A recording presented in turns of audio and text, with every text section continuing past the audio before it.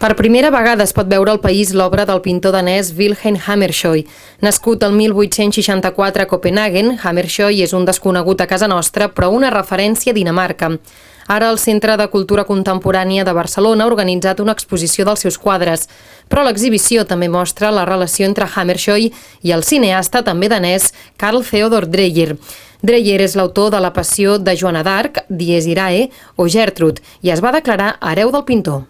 Jo crec que no trobes un altre exemple millor en tota la història de la cultura del segle XX, en les quals dos artistes en dos mitjans artístics diferents, amb una autonomia creativa molt forta, participen d'un objectiu comú. L'objectiu comú és considerar que la llum ha de dominar sobre l'escena. Tots dos tractaven la llum de manera semblant. L'exposició cuida molt aquest aspecte i els quadres s'han il·luminat utilitzant tipologies de llum extretes de les pel·lícules de Dreyer. Un altre dels aspectes que els dos artistes comparteixen és l'espai interior. El cinema de Dreyer és ple de referències a l'interior perquè creia que és a l'interior on s'aconsegueix la màxima intensitat dramàtica. I Hammershøi va pintar la majoria dels quadres a dins d'estances. Arriba pràcticament a decidir que tota la seva obra la pintarà en les dues cases en les que viu. És a dir, viu primer en un mateix carrer, en dues cases, una que estan enfront de l'altra, i per tant fa de la pintura d'interiors no únicament un gènere, sinó quasi una definició de principis.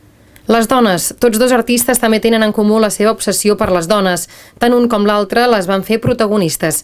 El pintor es va fer famós per retratar-les d'esquena. La majoria dels quadres mostren la seva dona i altres familiars, i totes elles agafen un aire misteriós a la tela.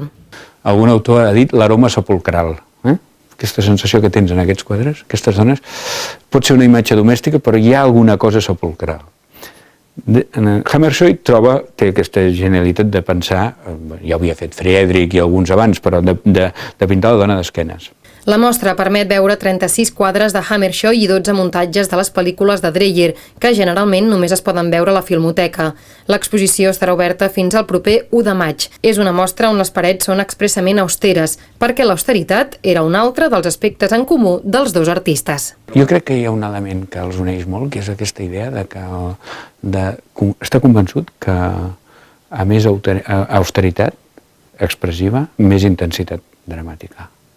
Jo crec que això és una cosa que quan t'hi poses necessites estar molt convençut.